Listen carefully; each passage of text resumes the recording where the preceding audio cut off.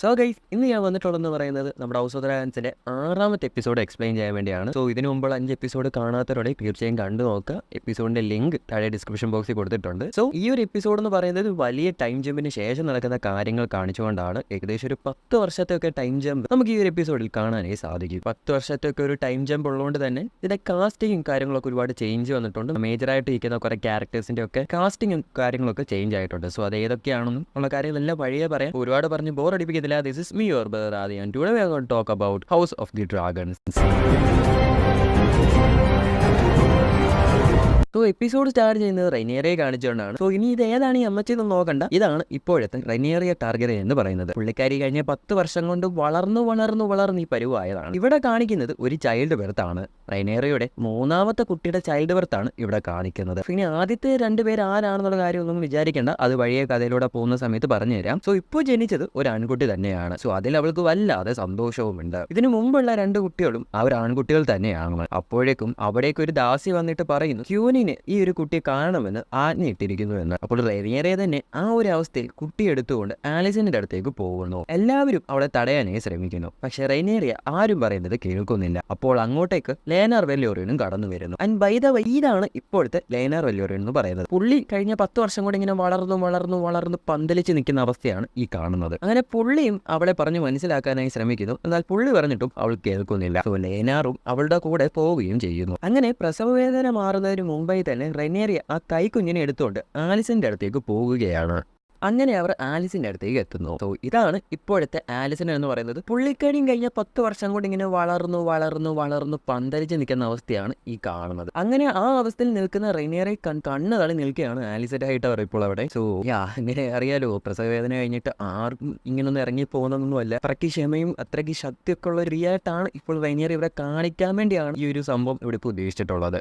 അതേപോലെ തന്നെ ആ കൈക്കുഞ്ഞിനെ ഒറ്റയ്ക്ക് പറഞ്ഞു വിടാൻ പോലും റൈനിയറിക്ക് വിശ്വാസമില്ല എന്നൊരു സീക്വൻസും കൂടെ ആണ് ഇവിടെ ഈ കാണിച്ചു തരുന്നത്. സോ അപ്പോൾ തന്നെ കിങ് വിസേരിസും അങ്ങോട്ടേക്ക് കടന്നു വരുന്നു. അപ്പോൾ വിസേരിസിന് നല്ലപോലെ പ്രായമായിട്ടുണ്ട്. മുടിയൊക്കെ കൊഴിഞ്ഞു, പല്ലൊക്കെ കൊഴിഞ്ഞു, ഒട്ടും വയ്യ, കൂനിക്കൂടിയാണ് പുള്ളി നടക്കുന്നത്. എപ്പോഴേലും തട്ടിപ്പോവാം. അങ്ങനെ ആ ഒരു കുട്ടിയെ കണ്ട സന്തോഷത്തിൽ പുള്ളിക്കാരൻ ആ ഒരു കുട്ടിയെ കയ്യിലോട്ട് എടുക്കുന്നു. എന്നിട്ട് ഇവന് വല്ല പേര് വെച്ചോ എന്ന് ചോദിക്കുമ്പോൾ ലേനാർ വെല്ലോറിയും ചാടി കയറി പറയും ജോഫ്രി എന്ന്. പക്ഷേ ആ പേര് റൈനിയറിക്ക് ഒട്ടും ഇഷ്ടമായിട്ടില്ല. അപ്പോൾ വിസേരിസ് പറയും, ആ കുഞ്ഞിന് അവന്റെ അച്ഛന്റെ മൂക്കാണല്ലോ എന്ന് പറഞ്ഞ് ലേനാറിനെ നോക്കി ചിരിക്കും. കുറച്ച് കഴിയുമ്പോൾ ആലിസന്റ് വന്നിട്ട് ലേനാറോട് പറയും, അടുത്ത വട്ടമെങ്കിലും നീ ഒന്ന് ശ്രമിക്കുക, ഏതേലും ഒരു കുഞ്ഞിന് നിന്റേതായിട്ടുള്ള എന്തെങ്കിലും ചായ വരണമല്ലോ. സോ ഇതെല്ലാം പറഞ്ഞു കഴിഞ്ഞിട്ട് അവർ തിരികെ അവർ റൂമിലേക്ക് പോകുന്നു. അങ്ങനെ പിള്ളേരൊക്കെ കാണിച്ച ശേഷം തിരികെ പോകുന്ന കൂട്ടത്തിൽ റൈനിയറിയ ലേനാറോടായി ചോദിക്കും, എന്റെ മകനെ എന്നോട് ചോദിക്കാതെ പേര് വെക്കാൻ നിന്നോട് ആരാണ് പറഞ്ഞത്? അവരെ നൊന്ത് പ്രസവിച്ചത് ഞാനാണോ അല്ലാതെ നീയാണോ? സംഭവം ഈ ജോഫ്രി എന്നുള്ളത് നമ്മുടെ ലേനാർ വെല്ലോറിയുടെ ഗേ പാർട്ട്ണർ ആയിരുന്നു.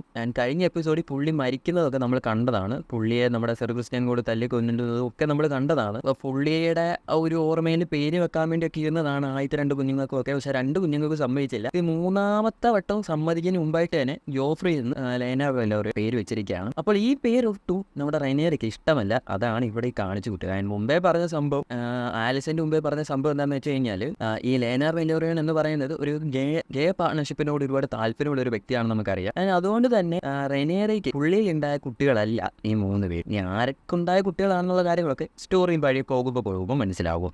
അവിടെ കട്ട് ചെയ്ത് പിന്നെ കാണിക്കുന്നത് ഡ്രാഗൺ പിറ്റ് ആണ്. അവിടെ ഒരു ഡ്രാഗൺ വെളിയിലേക്ക് ഇറങ്ങി വരുന്നതായി കാണാം. സോ റൈനിയറുടെ മക്കളെയും വിസേരിസിന്റെ മക്കളെയും കൂടെ ഒരുമിച്ച് ഡ്രാഗണെ കൺട്രോൾ ചെയ്യാൻ പഠിപ്പിക്കുകയാണ് അവിടെ. സോ റൈനിയറുടെ മൂത്ത മകനായ ജക്കാരിസ് വെല്ലോറിയനെ ഡ്രാഗണെ കൺട്രോൾ ചെയ്യാൻ പഠിപ്പിക്കുകയാണ് അവിടെ. അവൻ കുറച്ചൊക്കെ ശ്രമിക്കുന്നുണ്ട്. ആ ഡ്രാഗൺ കുറച്ചൊക്കെ കേൾക്കുന്നുണ്ട്, കുറച്ചൊന്നും കേൾക്കുന്നുണ്ടില്ല. അവിടെയായി ആലിസന്റെ മക്കളും ഉണ്ട്. മൂത്തവനെ നമുക്കറിയാം, ഏഗോൺ സെക്കൻഡ് ടാർഗറ്റ്. ഇതിനു മുമ്പുള്ള എപ്പിസോഡുകളൊക്കെ നമ്മൾ കണ്ടിട്ടുള്ളതാണ്. അവൻ കൈക്കുഞ്ഞായിരുന്നു അന്ന്. ഇപ്പോൾ വളർന്നു പന്തലിച്ച് നിൽക്കുകയാണ് ചെറുക്കനാണ്. സോ അവന് ഓൾറെഡി ഒരു ഡ്രാഗൺ ഉണ്ട്. ഡ്രീം ഫയർ എന്നാണ് ആ ഒരു ഡ്രാഗന്റെ പേര്. ഫ്യൂച്ചർ സീസണിലൊക്കെ നമ്മൾ ഒരു ഡ്രാഗൺ എന്തായാലും കാണും. കാരണം ഈ ഒരു സീരീസിൽ തന്നെ ഒരുപാട് ഡ്രാഗൺസിനെ നമുക്ക് കാണാനായി സാധിക്കും. ഗെയിം ഓഫ് ത്രോൺസ് കണ്ടതുപോലെ ഒന്നുമല്ല, ഒരുപാട് അധികം ഡ്രാഗൺസ് ഈ ഒരു സീരീസിലുണ്ട്. സോ ഈ ഒരു ഡ്രാഗൺസിനൊക്കെ പേര് പഠിച്ചു വെക്കാന്നുള്ളത് പറയുന്നത് വലിയ കഷ്ടം പിടിച്ച പരിപാടിയാണ്. അപ്പോൾ നിങ്ങൾക്ക് ഏതൊക്കെയാണ് ഡ്രാഗൺസ് എന്നും ആ ഡ്രാഗൺസ് ആരൊക്കെയാണ് വീൽഡ് ചെയ്യുന്നതെന്നുള്ള കാര്യങ്ങളൊക്കെ അറിയണം. അതിന്റെ പ്രത്യേക ഒരു വീഡിയോ വേണമെന്നുണ്ടെങ്കിൽ ചെയ്യാം. പക്ഷെ നിങ്ങൾ കമന്റ് ഇടണം. ആർക്കെങ്കിലും ഒക്കെ വേണമെങ്കിൽ മാത്രമേ നമ്മൾ ആ ഒരു വീഡിയോ ചെയ്യത്തുള്ളൂ. സോ ഏഗോൺ അവിടെ നിൽപ്പുണ്ട്. ഏഗോണിന്റെ അനിയൻ അല്ലെങ്കിൽ 2ാമത്തെ മകനായ ഏമോണ്ടും അവിടെ നിൽപ്പുണ്ട്. സോ ഏമോണ്ട് ഇതുവരെ ഡ്രാഗൺസിനെ ഒന്നും വീൽഡ് ചെയ്തിട്ടില്ല. സോ അതിനെ പറ്റിയൊക്കെ പറഞ്ഞ് ഒരുപാട് കളിയാക്കലും ഒക്കെ അവിടെ നടക്കുന്നുണ്ട്. സോ അതിലോട്ട് പോകുന്നുണ്ട്. ജസ്റ്റ് ഒന്ന് സൂചിപ്പിച്ചെന്ന് മാത്രം. ബൈ ഫ്യൂച്ചർ എപ്പിസോഡുകളിൽ ഈ ക്യാരക്ടർ വീണ്ടും ചെയ്യുന്ന ഡ്രാഗൺ എന്ന് പറയുന്നത് അത് നിസ്സാരപ്പെട്ട ഡ്രാഗൺ ഒന്നുമില്ല, വേറെ ലെവലാണ്. അത് പോകെ പോകെ നിങ്ങൾക്ക് കാര്യങ്ങളെല്ലാം മനസ്സിലാവും. സോ അപ്പോൾ ഈ ഒരു ക്യാരക്ടറിന് ഡ്രാഗൺസ് ഒന്നും ഇല്ലാത്തതുകൊണ്ട് തന്നെ ഏഗോണും ജക്കാരിസും ലുക്കാരിസും ഒക്കെ കൂടെ ചേർന്ന് ഒരു പന്നിയെ കാണിച്ച് അതിനെ ടൈം ചെയ്യുമെന്ന് പറഞ്ഞ് ഇവനെ കളിയാക്കുകയാണ്. സോ ഇങ്ങനെ ഉള്ള ചെറിയ ചെറിയ പരിപാടികൾക്കൊക്കെ ഇവരുടെ ഇടയിൽ ഉണ്ടെങ്കിൽ തന്നെ ഈ അമ്മമാർ തമ്മിലുള്ള പ്രശ്നങ്ങളൊന്നും ഈ പിള്ളേർക്കിടയിലില്ല. ആലിസനും റൈനിയറയ്ക്കും ഇടയിൽ ഉണ്ടാകുന്ന പ്രശ്നങ്ങളൊന്നും മക്കളായ ഇവരുടെ ഇടയിൽ ഇതുവരെ ഒന്നുമില്ല. അവിടെ കെട്ടിയത് പിന്നെ കാണിക്കുന്നത് ആലിസനെയും അവളുടെ മകളെയും കൂടി ഇരിക്കുന്നതാണ്. സോ അവളുടെ മകളുടെ പേര് ഹെലേന എന്നാണ്. സോ ഇവൾക്ക് ഈ പറയുന്ന ഡ്രാഗൺസിനോടൊന്നും വലിയ താല്പര്യമൊന്നുമില്ല. പുള്ളിക്കാരിക്ക് ഈ പല്ലിപ്പാറ്റ, ചിലന്തി തുടങ്ങിയ ഐറ്റംസിനോടൊക്കെയാണ് ഇഷ്ടം. സോ ഇതിന് പകരം വല്ല വാഴ മതിയായിരുന്നോ എന്നൊക്കെ ചിന്തിച്ചിരിക്കുകയാണ് ആലിസന്റെ. ഇപ്പോഴാണ് അങ്ങോട്ടേക്ക് സർക്കസ്റ്റിംഗ് കോള് എമൗണ്ടിനെ കൊണ്ട് വരുന്നത്. സോ ഇതിന്റെ ഇടയിൽ ഈ പിള്ളേരുടെ കളിയാക്കൽ കാരണം എമൗണ്ട് ഒരു ഡ്രാഗൺ പിന്റെ അകത്ത് പോവുകയും ഡ്രാഗന്റെ കയ്യിൽ നിന്ന് ഒരു തലനാഴി ഇടയ്ക്കാണ് രക്ഷപ്പെട്ട് വന്നതൊക്കെ. സോ ആ സമയത്ത് സർക്കസ്റ്റിംഗ് കോള് പൊക്കിക്കൊണ്ട് വന്നതാണ് ചക്കനെ ഇപ്പോൾ. സോ അതിനെ തുടർന്ന് എന്താണ് കാര്യം എന്ന് ആലിസന്റ് ചോദിക്കുമ്പോൾ അവനെ കളിയാക്കിയ കാര്യങ്ങളൊക്കെ പറയുന്നതിനെ തുടർന്ന് ആലിസന്റ് വാലും പൂക്കിക്കൊണ്ട് കിങ്ങിന്റെ നേരെ ഓടുന്നു. അവിടെ ചെന്ന് കിങ്ങിന്റെ അടുത്ത് പരാതിയൊക്കെ പറയുന്നുണ്ട്. നിങ്ങളുടെ കൊച്ചുമക്കൾ, മെയിനായിട്ട് നിങ്ങളുടെ കൊച്ചുമക്കളാണ് എൻ്റെ ചെക്കനെ ഇപ്പോൾ കളിയാക്കുന്നതും ടോർച്ചർ ചെയ്യുന്നതൊക്കെ പറയുന്നുണ്ട്. അതങ്ങനെ പിഴച്ച് പറ്റിയതിൻ്റെ എല്ലാ സ്വഭാവം കാണിക്കുന്നുണ്ട് എന്ന് പറയുന്നുണ്ട് ആലിസൻ അവിടെ. സോ ആലിസൻ ഇനിയും റെനേറിയുടെ മക്കളെ കുറിച്ച് പറയുമ്പോൾ എല്ലാം ഈ ഒരു വാക്ക് കൂടെ കൂടി ഇങ്ങനെ എടുത്ത് പറയും. പിഴച്ച് പറ്റു എന്നുള്ള സാധനങ്ങൾ ഇതിന് കൂടെ ഈ സാധനങ്ങൾ എടുത്ത് പറയുന്നുണ്ട്. അപ്പോഴും വിസേരിസ് ഒന്നും അറിയാത്ത പോലെ ചോദിക്കും, ഇതിന് മാത്രം ഇവിടെ എന്താണ് ഉണ്ടായത് ആലിസൻ്റെ എന്ന്. നിങ്ങളൊന്നും അറിയാത്ത പോലെ നിൽക്കേണ്ട,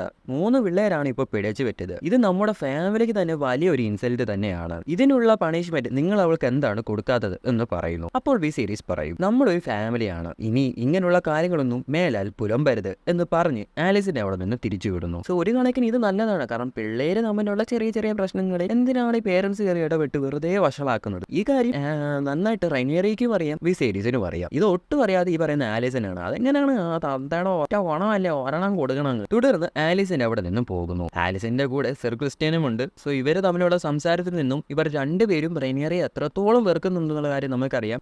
സർ ക്രിസ്റ്റ്യന്റെ കാര്യം നമുക്കറിയാം. കാരണം സർ ക്രിസ്റ്റ്യനെ നൈസായിട്ട് അങ്ങ് തേച്ച് വിട്ടതാണ്. അതിനെ ഒരു നോർമൽ ദൈവം എന്ന് പറയാനും പറ്റത്തില്ല. ബിക്കോസ് അവിടെ ഒരു എന്താ പറയുക, റെസ്പോൺസിബിലിറ്റി എന്ന് പറയുന്നൊരു സാധനമുണ്ട്. അതിന്റെ മണ്ടമട്ടാക്കാണ് റൈനിയറയ്ക്ക് തേച്ച് വിടേണ്ടി വരുന്നത്. പക്ഷെ ആലിസന്റെ ഇവന്റെ തേപ്പ് കാരണമാണ് ഇമ്മായ അവസ്ഥയിൽ ഇപ്പൊ കാര്യങ്ങൾ വന്ന് നിൽക്കുന്നത്. അവിടെ കട്ട് ചെയ്ത് പിന്നെ കാണിക്കുന്നത് ഏഗോണിനെയാണ്. സോ അവൻ ഈ രാജ്യഭരണത്തോടൊന്നും വലിയ താല്പര്യമൊന്നുമില്ല. അവൻ ഈ ലൈംഗികപരമായിട്ടുള്ള ചില ചുറ്റിക്കളികളൊക്കെ ഉണ്ടല്ലോ, അതിനോടൊക്കെയാണ് പുള്ളിക്കാരൻ ഭയങ്കര താല്പര്യം. സോ അവിടേക്ക് ആലിസന്റ് കടന്നു വരുന്നു. എന്നിട്ട് അവന് ഒരുപാട് അങ്ങ് ചീത്ത പറഞ്ഞാണ്. ഏഗോണും കൂടെ ചേർന്ന് നിന്നിട്ടാണ് അവന്റെ ആ സ്വന്തം അനിയനെ കളിയാക്കിയത്. സോ അതിന് ഒരുപാട് ദേഷ്യപ്പെടുകയാണ്. തുടർന്ന് അവന്റെ മനസ്സിലേക്ക് വിഷം കുത്തിവെച്ച് കൊടുക്കുകയാണ് ഈ ഒരു വിഷവിത്ത്. സോ റെനേറിയോടും അവളുടെ മക്കളോടും ഒന്നും ഒരു തരത്തിലും ഒരു പ്രോബ്ലം ഇല്ലാത്തവനാണ് ഏഗോൺ എന്ന് പറയുന്നത്. സോ അവന്റെ ഉള്ളിലേക്കാണ് ഈ വിഷം നിറച്ച് കൊടുക്കുന്നത്. സോ ഈ ഒരു വിഷവിത്തിന് ഇത് മാത്രമേ ഉള്ളൂ ജോലി. ഇവന്റെ തന്തി രണ്ടിനെയും പണ്ടേ അടിച്ച് പുറത്താക്കുവാണ് ഈ കുടുംബം എന്റെ രക്ഷപ്പെട്ടേനെ. അതെങ്ങനെ ആ തന്തയുടെ ഗുണമല്ലേ ഈ കൊച്ചു കാണിക്കത്തുള്ളൂ. കൊച്ചിന് പിന്നെയും കുറച്ചൊക്കെ എനിക്ക് ഇഷ്ടപ്പെട്ട് വന്നതായിരുന്നു ഈ കൊച്ചിന്. വീണ്ടും കഴിഞ്ഞ എപ്പിസോഡ് മുതൽ കുത്തിക്കഴിഞ്ഞപ്പോൾ കയറ്റി കൊച്ചിനെ അങ്ങ് നശിപ്പിച്ച്. പിന്നെ ഏഗോണിന്റെ ഉള്ളിലും കുറച്ച് വിഷം നിറച്ച് വെക്കണം. ബിക്കോസ് ഈ ഒരു സ്റ്റോറി എന്ന് പറയുന്നത് സിവിൽ വാർ ആണെന്ന് ഇതിനു മുമ്പേ ഞാൻ പറഞ്ഞിട്ടുള്ള കാര്യങ്ങളാണ്. ഈ പറയുന്ന ഹൗസ് ഓഫ് ഡ്രാഗൺസ് എന്ന് പറയുന്നത് actually dance of the dragons എന്ന് പറയുന്ന ഒരു ഈവന്റിനെ എടുത്ത് കാണിക്കുന്ന ഒരു സീരീസ് ആണ്. ആക്ച്വലി ആ ഡാൻസ് ഓഫ് ദി ഡ്രാഗൺസ് എന്ന് പറയുന്നത് പേര് സൂചിപ്പിക്കുന്ന പോലെ തന്നെ ടാർഗറിയൻസ് തമ്മിലുള്ള സിവിൽ വാർ ആണ് ഈ ഒരു സീരീസ് എന്ന് പറയുന്നത്. സോ ഇതിലെ മെയിൻ ആയിട്ട് ഫോക്കസ് ചെയ്യുന്നത് ഏഗോൺ വേഴ്സസ് റെനേറിയ ആണ്. ബട്ട് ഇപ്പോൾ നടന്നു പോകുന്നത് ആലിസൻ വേഴ്സസ് റെനേറിയ എന്നൊരു കോമ്പറ്റീഷൻ ആണ്. ഇപ്പോൾ ആക്ച്വൽ സീരീസ് എന്ന് പറയുന്നത് ഏഗോൺ വേഴ്സസ് റെനേറിയ ആണ്. അതൊരു അടുത്ത സീസൺ അല്ലെങ്കിൽ അതിന്റെ അടുത്ത സീസണോട് തന്നെ നിങ്ങൾക്ക് കാര്യങ്ങളെല്ലാം മനസ്സിലാവും. സോ അതിനുവേണ്ടിയുള്ള തന്ത്രപ്പാടിനാണ് ആലിസന്റ് ഇപ്പോൾ. സോ ആലിസന്റ് മാക്സിമം ഉരുട്ടി എടുക്കാനായിട്ട് ശ്രമിക്കുന്നുണ്ട്. കാരണം പുള്ളിക്കാരിക്ക് നല്ല പേടിയുണ്ട് അയൺ ത്രോൺ കൈവിട്ട് പോകുമോ എന്നുള്ള കാര്യത്തിൽ. പിന്നെ അവളെയും കുറ്റം പറയാൻ പറ്റത്തില്ല. ബിക്കോസ് അയൺ ത്രോണിന്റെ ഇപ്പോഴത്തെ യഥാർത്ഥ അവകാശം എന്ന് പറയുന്നത് ഏഗോൺ ആണെങ്കിൽ തന്നെയും ഏഗോണിനെക്കാളും ഒരു പടി മുകളിൽ നിൽക്കുന്ന അവകാശം ഇപ്പോൾ റൈനിയറിക്ക് ഉണ്ട്. കാരണം റൈനിയറിയെ ഒഫീഷ്യലി ഹെയർ ആയിട്ട് പ്രഖ്യാപിച്ചതാണ്. സോ അത് മാത്രമല്ല എല്ലാവരും കേൾക്കെ പറഞ്ഞതാണ് റൈനിയറിയുടെ മക്കൾക്കായിരിക്കും കിരീടാവകാശം എന്നുള്ള കാര്യം. സോ അതുകൊണ്ട് തന്നെ ഏഗോണിനെക്കാളിലും ഒരു പക്ഷേ അധികാരം കൂടുതൽ വരുന്നത് റൈനിയറിക്കോ അവളുടെ മക്കൾക്കാണ്. ഇത് നന്നായിട്ട് അറിയാം ആലിസനെ. സോ അതുകൊണ്ട് കൂടെയാണ് ഈ പ്രശ്നങ്ങൾ ഇവിടെ ഇത്രയും ഉണ്ടാക്കിയെടുക്കുന്നത്. സോ അവിടെ കട്ട് ചെയ്ത് പിന്നെ കാണിക്കുന്നത് ഒരു ഡ്രാഗൺ പറന്നു പോകുന്നത് തന്നെയാണ്. അതിന്റെ മുകളിൽ ഒരാൾ ഇരിപ്പുണ്ട്. അത് ഡെയ്മോൺ ടാർഗെറിയനും അവന് ഡ്രാഗണായ കറാക്സിസുമാണ്. അപ്പോൾ തന്നെ അവരുടെ മുകളിലായി മറ്റൊരു ഡ്രാഗൺ, ഒരു പച്ച നിറത്തിലുള്ള ഡ്രാഗൺ കൂടെ പറന്നു പോകുന്നുണ്ട്. അത് കോളിസ് വെലോറിയന്റെ മകളായ ലേഡി ലെനിയും അവളുടെ ഡ്രാഗണായ വേഗാറുമാണ്. സോ ഇവിടെ ശ്രദ്ധിക്കേണ്ട ഒരു കാര്യം എന്ന് പറയുന്നത് ആ ഒരു ഡ്രാഗണെ തന്നെയാണ്. ആ ഒരു ഡ്രാഗൺ എന്ന് പറയുന്നത് വേഗാറാണ്. ഇപ്പോൾ ജീവനോടുള്ളതിൽ വെച്ച് ഏറ്റവും വലിയ ഡ്രാഗൺ ആണ് ഈ പറയുന്ന വേഗാർ എന്ന് പറയുന്നത്. ആൻഡ് വേഗാറിന് മറ്റൊരു ഇമ്പോർട്ടൻസ് ഉണ്ട്. പണ്ട്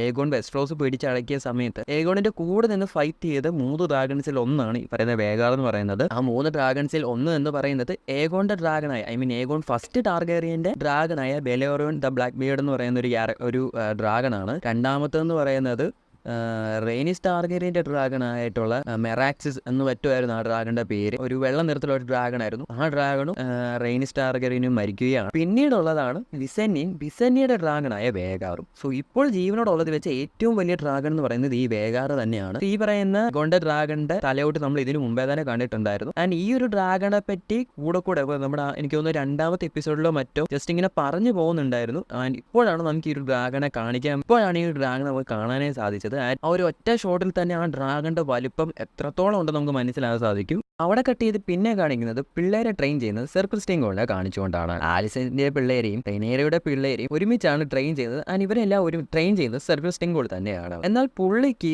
ആലിസിന്റെ മക്കളോടാണ് കുറച്ചും കൂടെ ഇഷ്ടം. കാരണം പുള്ളിക്ക് റെയ്നിയറയോടുള്ള ദേഷ്യം റെയ്നിയറുടെ മക്കളോടും കൂടിയുണ്ട്. അതുകൊണ്ട് തന്നെ ആലിസിന്റെ മക്കളോടാണ് കുറച്ചും കൂടെ താല്പര്യവും ഇഷ്ടമൊക്കെ. അതുകൊണ്ട് തന്നെ അവർക്കാണ് കൂടുതൽ കാര്യങ്ങളും ഒരുപാട് ഫോക്കസ് ചെയ്ത് അവരെ പഠിപ്പിക്കുന്നതും. സോ ഈ മക്കളും കൊച്ചുമക്കളും എല്ലാം കൂടെ ഒരുമിച്ച് നിന്ന് ഫൈറ്റ് ചെയ്യുന്നത് കണ്ട് ഭയങ്കര ഹാപ്പി ആയിട്ടിരിക്കുകയാണ് വിസേരിയസ് ഇപ്പോൾ അവിടെ. സോ അപ്പോൾ തന്നെ സർ ക്രിസ്റ്റ്യൻ ആലിസിന്റെ പിള്ളേരെ ഫോക്കസ് ചെയ്ത് പഠിപ്പിച്ചു കൊടുക്കുന്ന കണ്ടോട് ഹാരിൻസ്റ്റൺ അവിടേക്ക് കടന്നു വരുന്നു. സോ ഇനി ഹാരിൻസ്റ്റൺ ആരാന്നുള്ള കാര്യം പലർക്കും അറിയാമായിരിക്കും. നമ്മുടെ കഴിഞ്ഞ എപ്പിസോഡിൽ ഞാൻ പറഞ്ഞിട്ടുണ്ടായിരുന്നു, നമ്മുടെ മാസ്റ്റർ ഓഫ് കോയിൻസ്, ഇപ്പോഴത്തെ ഹാൻഡ് ഓഫ് ദ കിങ്. അപ്പോൾ അദ്ദേഹത്തിന്റെ മൂത്ത മകനാണ് ഈ പറയുന്ന ഹാരിൻസ്റ്റൺ എന്ന് പറയുന്നത്. സോ ഈ പറയുന്ന റെയ്നിയറയുടെ മക്കളുടെ ബയോളജിക്കൽ ഫാദർ എന്ന് പറയുന്നത് ഈ പറയുന്ന ഹാരിൻസ്റ്റൺ ആണ്. നമ്മൾ ഇതിനു മുമ്പ് പറഞ്ഞിട്ടുണ്ടായിരുന്നു, ഈ റെയ്നിയറയുടെ മക്കൾ എന്ന് പറയുന്നത് ബാസ്റ്റേർഡ് സൺസ് ആണ്. ഈ പറയുന്ന അവരുടെ അച്ഛൻ എന്ന് പറയുന്നത് ഈ പറയുന്ന ഹാരിൻസ്റ്റൺ ആണ്. സോ പുള്ളിയാണ് അച്ഛൻ എന്നുള്ള കാര്യങ്ങളൊക്കെ ഓൾമോസ്റ്റ് നാട്ടിലൊക്കെ എല്ലാവർക്കും അറിയാം. ആരും അങ്ങനെയൊന്നും പുറത്ത് പറയുന്നില്ല. ബട്ട് രാജകുടുംബത്തിന് അകത്ത് മാത്രമാണ് ഇതെല്ലാം വെളി പറഞ്ഞ് നടക്കുന്നത്. സോ അപ്പോൾ ഹാരിൻസ്റ്റൺ അങ്ങോട്ട് വന്നിട്ട് പറയും എല്ലാവരെയും ഒരേപോലെ തന്നെ ട്രെയിൻ ചെയ്യണമെന്ന്. അപ്പോൾ നിങ്ങൾ എന്റെ ട്രെയിനിങ്ങിനെ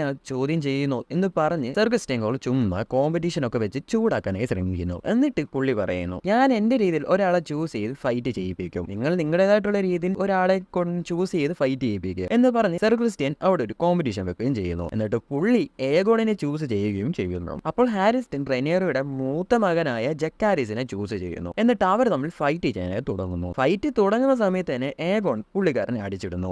അടിച്ചിട്ട സമയത്ത് ഹാരിൻസ്റ്റൺ ചെന്നിട്ട് ജക്കാരിസിനെ പിടിച്ചെണ്ണിപ്പിച്ചിട്ട് ഇങ്ങനെ ചെയ്യൂ ബാലു, ഇങ്ങനെ ചെയ്യൂ ബാലു, ഇങ്ങനെ എന്നൊക്കെ പറഞ്ഞു കൊടുക്കുന്നു. അങ്ങനെ ചെയ്യാൻ വേണ്ടി ഓടി ചെന്ന് ഏഗോണിന്റെ അണ്ണാക്കോട് കയറി കൊടുക്കുമ്പോൾ തന്നെ ഏഗോൺ ചവിട്ടി താഴെ ഇടുന്നു. എന്നിട്ട് വീണ് കിടക്കുന്നതിന്റെ തല്ലാൻ സർ ക്രിസ്റ്റ്യൻ കോൾ പറയുന്നു. അത് കേട്ട പാതി കേൾക്കാത്ത പാതി ഏഗോൺ ഓടി ചെന്ന് ജക്കാരിസിനെ കാലെ വരെ നിലത്തടിക്കാനായി തുടങ്ങുന്നു. ഹാരിൻസ്റ്റൺ ഇത് കണ്ട് കലിപ്പിലായിട്ട് പുള്ളി വന്ന് ഈ പറയുന്ന ഏഗോണിനെ പിടിച്ചു മാറ്റാനായി തുടങ്ങുന്നു. 2 കാര്യങ്ങളുണ്ട് അവിടെ. ഒന്നെന്ന് പറയുന്നത് ഈ പറയുന്ന വീണ് കിടക്കുന്ന ഒരാളെ തല്ലരുത് എന്നുള്ളതൊരു ഫൈറ്റിന്റെ മേജർ റൂൾസിൽ ഒന്നാണ്. രണ്ടാമതെന്ന് പറയുന്നത് പുള്ളിയുടെ സ്വന്തം മക്കളാണ്, ബയോളജിക്കൽ ഫാദർ ആണ് പുള്ളി. സോ സ്വന്തം ചോരെ തല്ലുന്നുണ്ട് ആർക്കും അവിടെ സഹിക്കില്ലല്ലോ. സോ ഈ ഒരു കാര്യം, ഈ ഒരു സഹിക്കരുത് എന്നുള്ളൊരു സംഭവമാണ് നമ്മുടെ മെയിനായിട്ട് ഈ പറയുന്ന സർ ക്രിസ്റ്റ്യന് വേണ്ടത്. സോ ഇങ്ങനെ ഒരു സംഭവം ഉണ്ടായി കഴിഞ്ഞു കഴിഞ്ഞാൽ എന്തായാലും ഹാരിൻസ്റ്റൺ നേരിട്ട് ഇടപെടും. സോ അതായിരുന്നു ശരിക്കും സർ ക്രിസ്റ്റ്യൻ അവിടെ വേണ്ടത്. അങ്ങനെ ഏഗോണിനെ പിടിച്ച് മാറ്റിയ ശേഷം സർ ക്രിസ്റ്റ്യന് ഒരുപാട് കുറ്റം പറയുന്നു, പുള്ളി ഒരുപാട് വിമർശിക്കുകയും ചെയ്യുന്നു. അപ്പോൾ സർ ക്രിസ്റ്റ്യൻ ഓരോന്നും പറഞ്ഞ് ഇങ്ങനെ ബയോളജിക്കൽ ഫാദർ ആണെന്നും അങ്ങനെ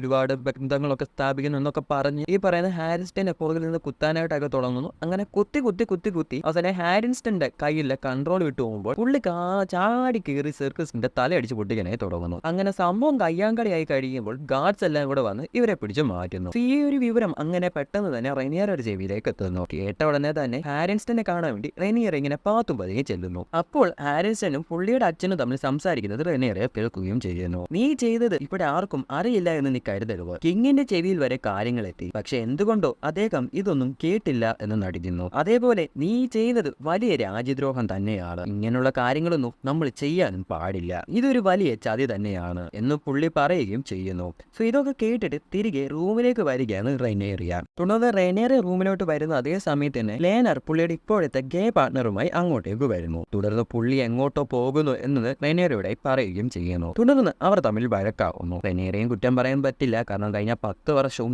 ഇപ്പോൾ പോലും റൈനേറിയ അനുഭവിക്കുന്ന കാര്യങ്ങൾ അത്രയ്ക്കുള്ള കാര്യങ്ങളാണ്. ഒരു ഭർത്താവിൽ നിന്നും റൈനേറിയയ്ക്ക് വേണ്ട ഒരു കാര്യങ്ങളും റൈനേറിയയ്ക്ക് കിട്ടുന്നില്ല. സ്നേഹമാണെങ്കിലും വാത്സല്യമാണെങ്കിലും ഫിസിക്കൽ റിലേഷൻ ആണെങ്കിലും അതൊന്നും റൈനേറിയയ്ക്ക് ഇതുവരെ കിട്ടുന്നില്ല. എന്നിട്ടും റൈനേറിയ ഇത്രയും കടിച്ചു പിടിച്ച് കഷ്ടപ്പെട്ടിട്ടാണ് അവിടെ ഇപ്പോൾ നിൽക്കുന്നത്. ആൻഡ് എന്നിട്ടും ഈ വോങ്ങന് ഒരു ഉത്തരവാദിത്തം ഇല്ല എന്ന് പറഞ്ഞ് നടക്കുകയാണ്. ആൻഡ് റൈനേറിയയ്ക്ക് ആവശ്യമുള്ള ഒരു സമയത്തും ഈ ഒരു ക്യാരക്ടർ അല്ലെങ്കിൽ ലേനാർ എന്ന് പറയുന്ന ഒരു ക്യാരക്ടർ ഒന്നും ചെയ്യുന്നില്ല അവൾക്ക് വേണ്ടി. ഒരു ഭർത്താവെന്ന നിലയിലുള്ള ഒരു കാര്യങ്ങളും ചെയ്യുന്നില്ല. ആൻഡ് അവളുടെ കാര്യങ്ങൾ തപ്പി പോയപ്പോൾ ഇത്രയും പ്രശ്നങ്ങൾ ഇപ്പോൾ ഇവിടെ ഉണ്ടായിരിക്കുന്നു. ആൻഡ് അപ്പോഴും ലേനാർ അവന്റെ ഒരു ഉത്തരവാദിത്തം ചെയ്യുന്നില്ല. ഇവൻ തന്റെ മക്കളെ ഇങ്ങനെ ഇട്ട് ഉപദ്രവിച്ചിട്ട് പോലും ലേനാർ ഒന്നും ചെയ്തില്ല. പകരം പുള്ളിയുടെ ബയോളജിക്കൽ ഫാദർ ആണ് അവിടെ വന്ന് ഇടപെട്ടതും ഒക്കെ. ആൻഡ് അതാണ് ഇപ്പോൾ പ്രശ്നമായിട്ടുള്ളത്. ആൻഡ് മൊത്തത്തിൽ പഠിച്ചിരിക്കുകയാണ് റൈനേറിയ. അപ്പോഴാണ് ഈ കാര്യങ്ങളെല്ലാം പറഞ്ഞുകൊണ്ട് അങ്ങോട്ട് ചെല്ലുന്നത്. സോ ആർക്കായാലും ദേഷ്യം വരും, റൈനേറിയയ്ക്കും ദേഷ്യം വന്നു. അവിടെ കിട്ടിയത് പിന്നെ കാണിക്കുന്നത് സ്മോൾ കൗൺസിലാണ്. അവിടെ ആലിസന്റും റൈനേറിയയും ആൻഡ് ഓഫ് ദ കിങ്ങും ലോർഡുമാരും കിങ്ങും അങ്ങനെ എല്ലാം അവിടെ നിരനിരിപ്പുണ്ട്. അപ്പോൾ റൈനേറിയ ഒരു പ്രപ്പോസൽ മുന്നോട്ടേക്കായി വെക്കുന്നു. എന്റെ കാലശേഷം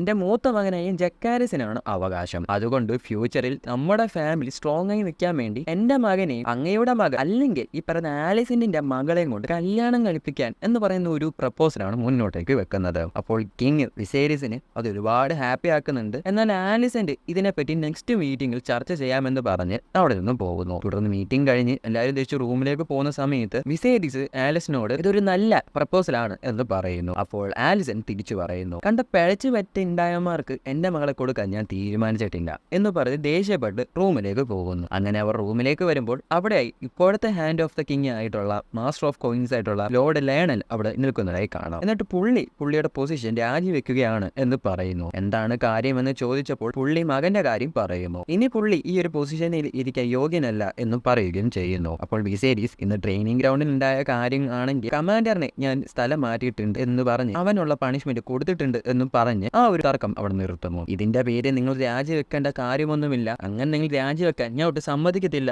എന്നും വിസേരിസ് പറയുന്നു. നിങ്ങൾക്ക് അതിനു പകരമായി വേറെ എന്തെങ്കിലും ചെയ്യാനുണ്ടോ എന്ന് ചോദിക്കുമ്പോൾ ലോർഡ് ലയണൽ പറയും, എന്നാൽ എന്റെ മകനെ അവന്റെ നാട്ടിലേക്ക് തിരിച്ചു കൊണ്ടുവിടാൻ അനുവദിക്കണം എന്ന് പറയുന്നു. അവൻ അവിടുത്തെ ലോർഡല്ലേ, അവൻ അവിടുത്തെ ലോർഡായി തന്നെ ഇരിക്കട്ടെ. അപ്പോൾ അതിന് വിസേരിസ് സമ്മതിക്കുന്നു. അപ്പോൾ ആലിസന്റ് അവിടെ നിന്നും മൂട്ടിൽ തീ പിടിച്ച പോലെ ഇറങ്ങി പോവുകയും ചെയ്യുന്നു. സത്യം പറഞ്ഞ് ഈ ആലിസന്റെ കാര്യം കഷ്ടം തന്നെ ആവും. മൂട്ടിൽ തീ പിടിച്ച പോലെ എന്തൊക്കെയാ ചെയ്യുന്നത്, എന്തൊക്കെയാ പറയുന്നത് ഒരു പിടുത്തമില്ല. പണ്ട് തന്തം ഉണ്ടായിരുന്ന സമയത്ത് ഇത്രയും തീപിടിപ്പില്ലായിരുന്നു, കാരണം അവനായിരുന്നു ഈ തീയെല്ലാം കൂടെ ഉണ്ടാക്കി കൊടുക്കുന്നത്. ഇപ്പൊ എല്ലാം ഒറ്റയ്ക്ക് ഉണ്ടാക്കേണ്ട അവസ്ഥയാണ്. എന്തോ പറയാന്. ഞാൻ പോകുന്ന കൂടാതെ തന്നെ ആലിസന്റെ പല കാര്യങ്ങൾ ഇങ്ങനെ പൊലമ്പിക്കൊണ്ടാണ് പോകുന്നത്. ദ്രോഹം ചെയ്തവരൊക്കെ സ്വന്തമായിട്ട് ഇറങ്ങി പോകാൻ തീരുമാനിക്കുമ്പോൾ അവനെ പിടിച്ച് മടി കയറ്റി ഇരുത്തിയാണ് ഈ കിളവൻ. അങ്ങനെ ഇവള് നടന്ന് അവളുടെ റൂമിലേക്ക് പോവുകയാണ്. അപ്പോൾ മാസ്റ്റർ ഓഫ് കോയിൻസ് ആയിട്ടുള്ള ലോർഡ് ലയണലിന്റെ രണ്ടാമത്തെ മകൻ, മൂത്ത മകൻ എന്ന് പറയുന്നത് നമ്മുടെ റൈനേറിയയുടെ മക്കളുടെ ബയോളജിക്കൽ ഫാദർ ആയിട്ടുള്ള പുള്ളിയുടെ പേര് ഞാൻ വഴിയെ പറയാവുന്നതോടെ ആൻഡ് പുള്ളിയാണ്. ആൻഡ് പുള്ളിയുടെ അനിയനാണ് ഇവിടെ ഇപ്പോൾ ഇരിക്കുന്നത്. വെറും ചെറ്റയാണ്. ചെറ്റയെന്ന് പറഞ്ഞാൽ ഭൂലോക ചെറ്റ അത്രേ കയ്യിലുള്ളൂ അവൻ്റെ. അപ്പോൾ അവൻ അവിടെ ഇരിപ്പുണ്ട്. അങ്ങനെ അവർ കുറേ കാര്യങ്ങൾ ഇങ്ങനെ സംസാരിക്കുന്നു. കൂടുതൽ തന്നെ ആലിസന്റെ വായിൽ നിന്ന് അറിയാതെ അവളുടെ ഒരു ആഗ്രഹം അവൾ പറയുകയാണ്. ഈ പറയുന്ന ലോർഡ് ലയണൽ ഈ പറയുന്ന ഹാൻഡ് ഓഫ് ദ കിങ് എന്ന് പറഞ്ഞ പോസ്റ്റിൽ നിന്നും പോകുമായിരുന്നെങ്കിൽ എന്നൊരു ആഗ്രഹം പറയുകയാണ്. ഈ ആഗ്രഹം പറഞ്ഞ ഉടനെ കടാക്ഷിക്കാനിരിക്കുന്ന ഈ കിഴപ്പ് പിടിച്ചവൻ ഒരു പണി ഒപ്പിക്കാനായിട്ട് പോവുകയാണ്. ഇവൻ നേരെ പോകുന്നത് അവിടുത്തെ പ്രിസണിലോട്ടാണ്. അവിടെ ചെന്നിട്ട് ചില കുറ്റവാളികളെ അവൻ തെരഞ്ഞെടുത്തിട്ട് അവരുടെ ഒരു ആവശ്യം അവൻ പറയുന്നു. അതിന് പകരമായിട്ട് അവൻ അവരെ മോചിപ്പിക്കാമെന്നും പറയുന്നു. അതിന് സമ്മതിച്ചേ വരണം നാക്കറുത്തുകൊണ്ടാണ് അവൻ അവന്റെ ആഗ്രഹം പറയുന്നത്. വേറൊന്നുമല്ല, ഈ കിഴപ്പൊടിച്ചവൻ അവനവന്റെ അച്ഛനെയും ചേട്ടനെയും കൊല്ലാനുള്ള കൊട്ടേഷനാണ് ഇവിടെ ഇപ്പോൾ കൊടുത്തിട്ടുള്ളത്. ഇത് അങ്ങനെ ഒരു നാറി. ഞാൻ അവിടെ പറഞ്ഞില്ലേ ഇവന്റെ സ്വഭാവം ഇങ്ങനെയൊക്കെയാണെന്ന്. അവിടെ കട്ട് ചെയ്ത് പിന്നെ കാണിക്കുന്നത് പെന്റ് ഹൗസ് ആണ്. അവിടെ ലേഡി ലേനയുടെ മൂന്നാമത്തെ കുഞ്ഞിന്റെ ചൈൽഡ് ബർത്ത് നടക്കുകയാണ്. എന്നാൽ കുഞ്ഞ് ഇപ്പോൾ വെളി വരുന്നില്ല. അപ്പോൾ ഈ കാര്യം മേസ്റ്റർ പോയി ഡേമോനോടായി പറയുന്നു. അപ്പോൾ ഡേമോൻ കുഞ്ഞിനെ രക്ഷിക്കാൻ വല്ല വഴിയുണ്ടോ എന്ന് ചോദിക്കുന്നു. അപ്പോൾ ഇല്ല എന്ന് മേസ്റ്റർ പറയുന്നു. അപ്പോൾ അമ്മയെങ്കിലും രക്ഷിക്കാൻ എന്തെങ്കിലും മാർഗമുണ്ടോ എന്ന് മേസ്റ്ററോട് ഡേമോൻ ചോദിക്കുന്നു. അപ്പോൾ അതിനും മേസ്റ്റർ ഒരു ഉത്തരം തന്നെ പറയുന്നുള്ളൂ, അതിനും ഒരു വഴിയുമില്ല. ഇതെല്ലാം കേട്ട് എന്ത് ചെയ്യണം എന്നറിയാതെ നിസ്സഹായനായിട്ട് നിൽക്കുകയാണ് ഡേമോൺ. ഇപ്പോൾ പഴയ ഡേമോൺ ഒന്നുമല്ല ആളിപ്പോൾ. ഭയങ്കരമായിട്ട് അങ്ങ് ഒതുങ്ങിയിട്ടുണ്ട്. അപ്പോൾ ഇതൊക്കെ കേട്ട് ലേഡി ലേന അവിടെ നിന്ന് മെണ്ണീറ്റ് വേഗാറിന്റെ അടുത്തേക്ക് പോകുന്നു. എന്നിട്ട് വേഗാറിനോട് ഡ്രക്കാരിസ് എന്ന് പറയുന്നു. അപ്പോൾ വേഗാർ വല്ലാത്ത ഒരു നോട്ടം തിരിച്ച് ലേഡി ലേനയെ നോക്കുന്നു. സ്വന്തം മാസ്റ്ററിനെ കൊല്ലാൻ ഏതൊരു ഡ്രാഗണാണ് ആഗ്രഹിക്കുന്നത്? അപ്പോൾ ലേഡി ലേന വീണ്ടും ഡ്രക്കാരിസ് എന്ന് പറയുന്നു. അപ്പോൾ സ്വന്തം മാസ്റ്റർ പറയുന്നത് കേൾക്കാതിരിക്കാനും ഒരു ഡ്രാഗണെ കൊണ്ട് പറ്റില്ല. അപ്പോൾ വേഗാർ മൊത്തത്തിൽ കൺഫ്യൂസ് അടിച്ച് അവിടെ നിൽക്കുകയാണ്. കാരണം എന്ത് ചെയ്യണം എന്നറിയില്ല. സ്വന്തം മാസ്റ്ററിനെ കൊല്ലാൻ പറ്റില്ല, എന്നാൽ അതേ മാസ്റ്റർ സ്വന്തമായിട്ട് കൊല്ലാൻ ഓർഡർ കൊടുക്കുകയും ചെയ്യുന്നു. അങ്ങനെ മൊത്തത്തിൽ കൺഫ്യൂസ് അടിച്ച് അവസാനം ലേഡി ലേന വീണ്ടും ഡ്രക്കാരിസ് എന്ന് പറയുന്നതിനെ തുടർന്ന് വേഗാർ ലേഡി ലേനയ്ക്ക് നേരെ തീ തുപ്പുകയാണ്. അപ്പോൾ അങ്ങോട്ടേക്ക് ഡേമൺ ലേന നോ എന്ന് പറഞ്ഞ് ഓടി വരികയും ചെയ്യുന്നു. എന്നാൽ അപ്പോഴേക്കും അവൾ തീയിൽ അകപ്പെട്ടിട്ടുണ്ടായിരുന്നു. അങ്ങനെ ലേഡി ലേന മരിക്കുകയാണ്. അവിടെ കട്ടിയത് പിന്നെ കാണിക്കുന്നത് കിങ്സ് ലാൻഡിങ്സ് ആണ്. ലോർഡ് ഹാരിൻസ്റ്റൺ തന്റെ മക്കളോടായി യാത്ര ചോദിക്കാനാണ് കാണിക്കുന്നത്. ആൻഡ് ഹാരിൻസ്റ്റൺ മക്കളോട് മാത്രമല്ല, ഭാര്യ അല്ലെങ്കിൽ പോലും ഒരു ഭാര്യയുടെ സ്ഥാനം കൊടുത്ത് നിർത്തിയിട്ടുള്ള റെനേറിയോടും യാത്ര ചോദിക്കുകയാണ്. എന്നിട്ട് അവിടെ നിന്നും ഇറങ്ങുന്നു. പുള്ളി പോയ പുറകിൽ ജക്കാരിസ് റെനേറിയോടായി ചോദിക്കുന്നു, എല്ലാരും പറയുന്നത് പോലെ അതാണോ എന്റെ അച്ഛൻ? അപ്പോൾ ഞാനൊരു ബാസ്റ്റേർഡ് സൺ ആണോ എന്നും ചോദിക്കുന്നു. അപ്പോൾ റെനേറിയ പറയുന്നു, നിന്റെ ഉള്ളിൽ ടാർഗേറിയൻ ബ്ലഡ് ആണ് ഉള്ളത്, അത് മതി, നീ എന്റെ മകനാണ്, വേറെ ഒന്നിനെ കുറിച്ചും നീ ചിന്തിക്കണ്ട. അവിടെ കട്ടിയത് പിന്നെ കാണിക്കുന്നത് റെനേറിയും നേനാറിനെയും ആണ്. നമുക്ക് ഇനി ഇവിടെ നിൽക്കണ്ട എന്നും നമുക്ക് തിരിച്ച് ഡ്രാഗൺ സ്റ്റോണിലേക്ക് പോകാമെന്നും റെനേറിയ പറയുന്നു. അപ്പോൾ ലേനാർ പറയും, അങ്ങനെ നമ്മൾ പോയാൽ നമ്മളില്ലാത്ത തക്കം നോക്കി ആനിസെന്റ് നിന്റെ അച്ഛനെ എരിയേറ്റി അടുത്ത കുഴപ്പമെല്ലാം ഉണ്ടാക്കുമോ എന്നല്ലായിരുന്നു നിന്റെ പേടി? അപ്പോൾ അതോ എന്ന് റെനിയറോട് ചോദിക്കും. അപ്പോൾ റെനിയറെ തിരിച്ചു പറയും, ഇനി പേടിച്ച് നിന്നിട്ട് കാര്യമൊന്നുമില്ല. സോ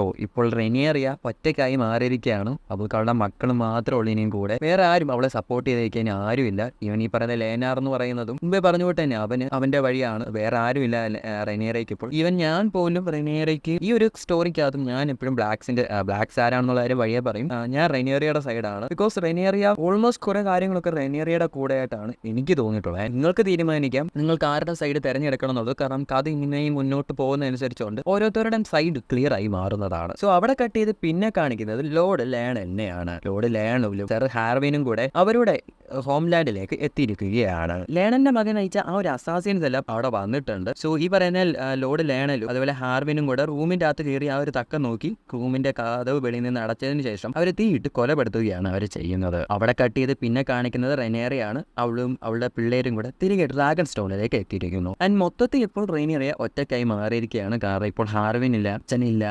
ആരുമില്ല. ഇപ്പോൾ റെനേറിയും അവളുടെ മക്കളും മാത്രം. അവിടെ കട്ട് ചെയ്ത് പിന്നെ കാണിക്കുന്നത് വിസേരീസിനെയാണ്. പുള്ളി ഇപ്പോൾ ഭയങ്കര ഡെസ്പ് അടിച്ചിരിക്കുകയാണ്. ഭാര്യയില്ല, ഭാര്യയുടെ കിഴപ്പ് കാരണം മകളും പോയി. അങ്ങനെ ഇപ്പോൾ മൊത്തത്തിൽ ഡെസ്പ് അടിച്ച് പാട്ടൊക്കെ പാടി ഭയങ്കര അങ്ങ് സെഡായിട്ടിരിക്കുകയാണ് പുള്ളി ഇപ്പോൾ. അങ്ങനെ അമ്മ മരിച്ച വിഷമത്തിൽ ഇരിക്കുന്ന ലെനയുടെ മക്കളെയും അച്ഛനായ ഡേമോണിനെയുമാണ് കാണിക്കുന്നത്. അവരും ഭയങ്കരമായിട്ട് ഡെസ്പ് അടിച്ചിരിക്കുകയാണ്. ഡേമോൺ എന്ത് പറഞ്ഞ് അവരെ സമാധാനിപ്പിക്കണമെന്നൊന്നും അറിയില്ല. അങ്ങനെ മൊത്തത്തിൽ ഒരു നിസ്സാനായിട്ട് നിൽക്കുകയാണ് ഡേമോൺ അവിടെ നിന്നും കട്ട് ചെയ്ത് പിന്നെ കാണിക്കുന്നത് ആലിസെന്റിനെയാണ്. ആലിസെന്റ് വന്നിട്ട് ലോർഡ് ലാരീസിനോട് നിന്റെ അച്ഛനും ചേട്ടനും മരിച്ചു എന്ന് പറയുന്നു. നീ എന്താ അവരെ ചെയ്തേ എന്ന് ചോദിക്കുമ്പോൾ ലാരീസ് പറയുന്നു, നീ പറഞ്ഞു ഞാൻ ചെയ്തു, നിങ്ങളുടെ ആഗ്രഹം ഞാൻ നിറവേറ്റി തന്നിരിക്കുന്നു, സമയമാകുമ്പോൾ നിങ്ങൾ എന്നെ സൽക്കരിക്കുമെന്ന് ഞാൻ വിശ്വസിക്കുന്നു എന്നും പറഞ്ഞുകൊണ്ട് ഈ ഒരു എപ്പിസോഡ് അവിടെ അവസാനിക്കുകയാണ്. സോ ഇത്രയും കാര്യങ്ങൾ കാണിച്ചുകൊണ്ടാണ് ഇന്നത്തെ ഒരു എപ്പിസോഡ് ഇവിടെ അവസാനിക്കുന്നത് പറയുന്നത്. സോ ഇന്നത്തെ എപ്പിസോഡിലും അങ്ങനെ പറയത്തക്ക രീതിയിൽ വലിയ കാര്യങ്ങളൊന്നും ഉണ്ടായില്ല. ബട്ട് അടുത്ത എപ്പിസോഡ് അത്യാവശ്യം കുറച്ച് കാര്യങ്ങൾ ഇങ്ങനെ പുകഞ്ഞു തുടങ്ങുന്നതൊക്കെയാണ്. ആൻഡ് അടുത്ത എപ്പിസോഡിലോട്ട് വരുമ്പോൾ കഥ ഇച്ചിരി കൂടെ മാറ്റം വരുന്നുണ്ട്. കുറച്ച് ട്വിസ്റ്റുകളും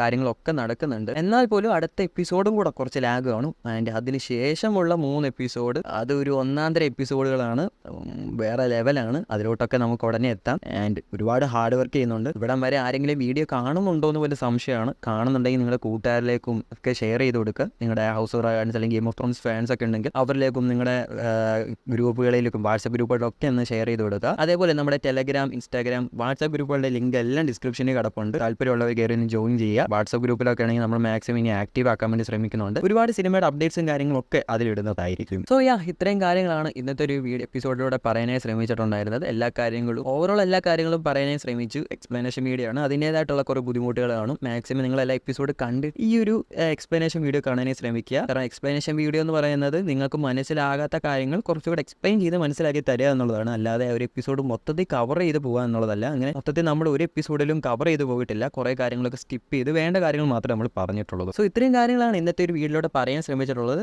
എല്ലാവർക്കും വീഡിയോ ഇഷ്ടമായെന്ന് പ്രതീക്ഷിക്കുന്നു. വീഡിയോ ഇഷ്ടമായെങ്കിൽ ലൈക്ക് ചെയ്യുക, ഷെയർ ചെയ്യുക, സബ്സ്ക്രൈബ് ചെയ്യുക. തൊട്ടടുത്തുള്ള ബെൽ ബട്ടൺ ക്ലിക്ക് ചെയ്ത് ഓൾ നോട്ടിഫിക്കേഷൻ എന്നുള്ളത് എനേബിൾ ചെയ്യുക. അങ്ങനെ ചെയ്യുകയാണെങ്കിൽ ഞങ്ങൾ ചെയ്യാൻ പോകുന്ന ഇങ്ങനത്തെ വീഡിയോസ് നിങ്ങളിലേക്ക് നോട്ടിഫിക്കേഷൻ എത്തുകയുള്ളൂ. സോ ഇതിൽ നല്ലൊരു എപ്പിസോഡ് കാണാൻ പ്രതീക്ഷയോടെ this is your brother Aadi sign out with AK Spoke Malayalam.